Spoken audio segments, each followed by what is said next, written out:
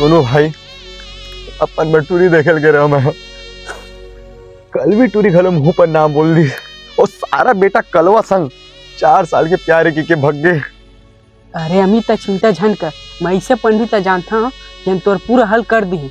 सुबह कन तैयार हो करीबे तो हम दोनों जन जाबो। वो में फूटी कौड़ी नहीं है भाई, वो पैसा मांगी काला दूं मैं। अरे निपोर 1 रुपया नहीं लो, फोकट में काम करते हो। फुक्कट में काम करते देख तो पंडित महाराज 2 साल हो गए टूरी खोजा थे, खरवन मिलते नहीं है। देखा गोलू तोर हाथ ला के घर हो गए जी टूरी देखल जात। 20 घर हो गया महाराज टूरी देखल जावत। करिया मोटी भैंसी टूरी मन घरो ना बोल देते। मैं करब कराव का समझ नहीं आत मोला, अब तही कुछ उपाय बता मोला।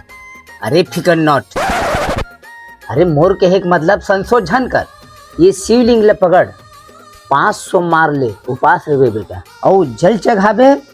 जैसने सोचे हज वैसने टूरी मिली तो। धन्य हो महाराज। तो सुनो महाराज तो कहीं लेवा नहीं और पूछ ले अपन तरफ ले कहीं नहीं कहीं लगी का महाराज?